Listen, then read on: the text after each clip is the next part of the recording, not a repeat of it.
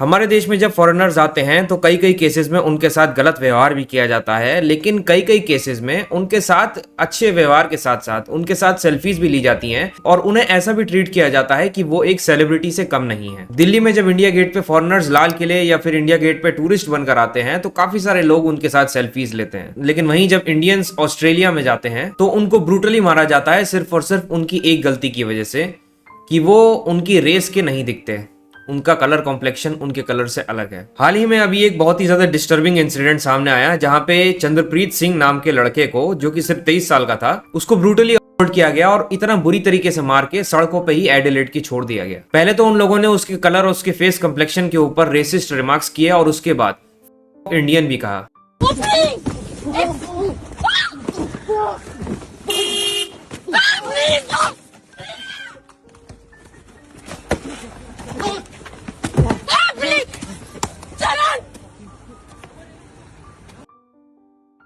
बताया जा रहा है कि चंद्रप्रीत के चेहरे को नकल्स यानी कि जो अपने मुट्ठी में पहने जाते हैं उनसे उसके चेहरे पर कई बार मारा गया है और उसका फेशियल स्ट्रक्चर बिगाड़ने की कोशिश की गई है। इस चीज से आप अंदाजा लगा सकते हो कि ये चीज लोगों के दिमाग में कितना ज्यादा गहरे लेवल तक पहुंच चुकी है। उसने ये भी बताया कि मैंने लड़ने की भी बहुत कोशिश की, लेकिन उन्होंने मुझे इतना बुरी तरीके से मारा जब तक मैं अनकॉन्शियस नहीं हो गया। मेरी बातें बुरी लगे, लेकिन ये बात सच्चाई है कि इंडियंस को बाहर के देशों में कीचड़ के समान भी नहीं देखा जाता। उसके कई बार जिम्मेदार खुद इंडियंस भी हैं, लेकिन इसका मतलब ये नहीं कि आप दूसरे देश में कोई फॉरेनर को इतना बुरी तरीके से मारो कि वो एक तरह से मौत के करीब पहुंच जाए। चंद्रप्रीत सिंह एडिलेड में पढ़ाई करने गया था, एक स्टूडेंट था, और उसका ये कहना था कि मेरी इसमें क्या गलती कि मेरे बॉडी का कलर आप लोगों के कलर से नहीं मिलता। माना कि फॉरेनर्स जब इंडिया में आते हैं उनके साथ भी गलत व्यवहार करते हैं इंडियंस, लेकिन जरूरी नहीं है कि उस चीज को लेके आप हर एक इंडियन को, हर एक सिंगल इंडियन को इस तरीके से जनरलाइज करके उसे मारने लग जाओ। यही चीज सेम टू सेम फॉरेनर्स पे भी अप्लाई करती है। और दूसरी बात, हर एक इंसान को इंसानियत आनी चाहिए, जो कि आज इस इंसिडेंट को देखने के बाद मुझे लगता है ऑस्ट्रेलिया में तो खत्म हो चुकी है। जो वहां पे रह रहे इस टाइम हमारे फेलो इंडियंस हैं, मैं उनसे यही कहना चाहूंगा कि फिलहाल के लिए ऑस्ट्रेलिया में सतर्क रहें, क्योंकि इस टाइप के बैड एलिमेंट्स आपको रोड पे कहीं भी दिखाई दे सकते हैं।